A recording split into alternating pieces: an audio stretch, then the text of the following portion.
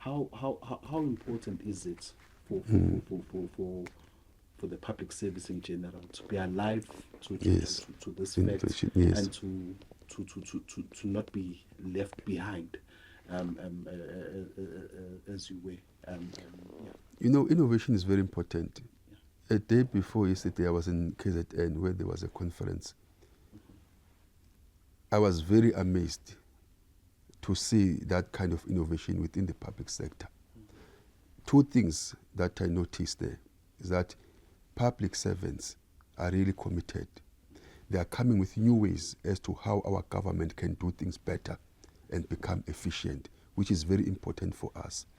And when we were having a discussion there, there was a question as to what kind of future government are we envisaging as the public sector. People said a number of things, and I challenged some of them that were in the panel to say, will they agree with me if I say a future government is the government of the past, but with innovation? Trying to say that in the past, we used to have these committed public servants. All that was needed is the innovation, because innovation helps us to do things better. You will know that some people will wake up early in the morning, going to queue in the SASSA office, only to be told that they will be attended at 13 hours, having arrived there at 7 in the morning, because so many people are actually looking for government services. So innovation then comes in, therefore, to say, how do we introduce new ways of dealing with the same problems in the most efficient way, so that within a very short period of time, we're able to deliver services. So innovation is key, collaboration is key. We cannot go forward as a country with this modern technology and sophistication. We need to be innovative, coming up with new ways as to how we make things better and make things happy. But this innovation should not leave behind the majority of our people who may not be actually so much into the issues of technology. As we transit, we need to make sure that we go along together. No one is left behind. Minister, there's often, in this climate of economic difficulty, Yes. there's always this question that comes up in the public arena in terms of the public wage bill. What measures are being implemented to not only contain the ballooning wage bill and to manage it effectively, and how will these measures ensure that there's value for money in the same time ensuring that a service delivery does happen? First and foremost, we need to put things to context. I'm one person who does not believe that the wage bill is ballooning. You must get me well, because sometimes it's very controversial. Yeah. Because we must be very honest in analyzing the status quo. Yeah.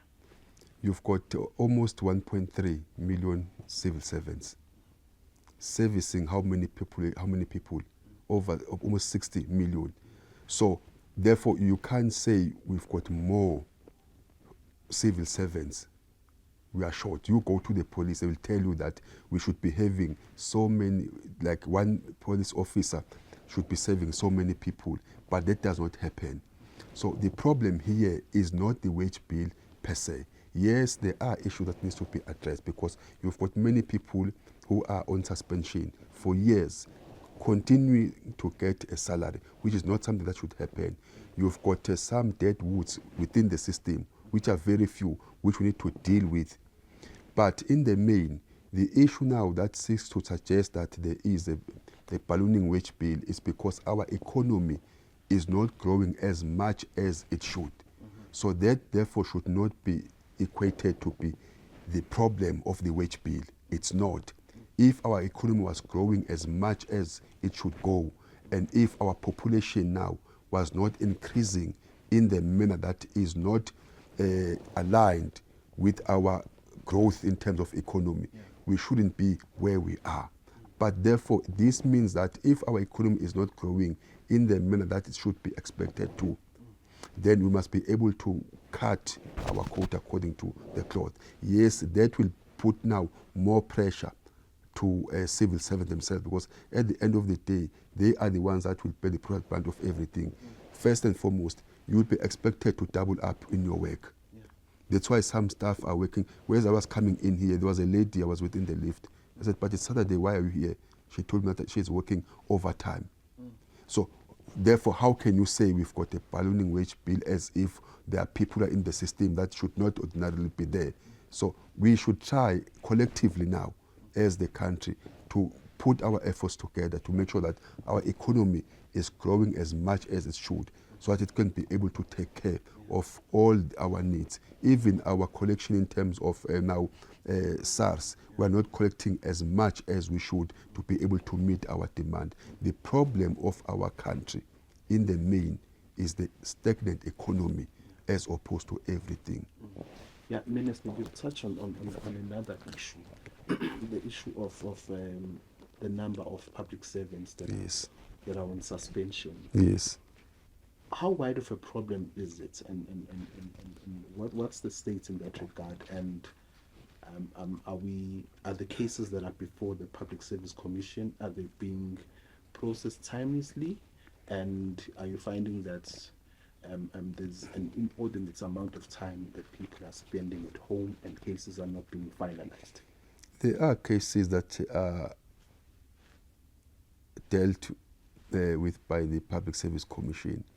But this problem is so much prevalent to an extent that we don't have stats as now to say how many people are sitting at home on suspension. So that therefore tells you that it's quite a number of people. Public Service Commission tried to intervene in a particular way, which is a discussion for some other time now, because there was a view that to be able to know as quick as we should how many people are sitting at home, there must be a call that says everyone who is suspended should call on duty on this particular day, failing which, therefore, their income will be stopped. Because that will force you now, because if someone is not getting his or her salary, he will be forced to show themselves, because we are told that some are not living in this country. Some have been like on suspension for over 1,000 days. So you can see how many years is that. Some have started to study degrees, they've qualified. Some are owning businesses elsewhere. So there is a serious problem in relation to that.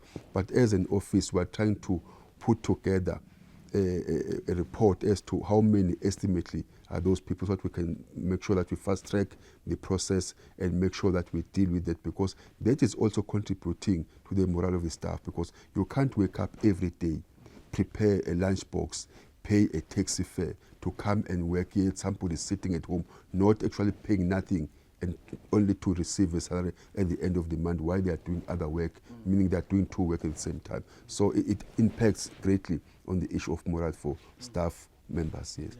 Yeah.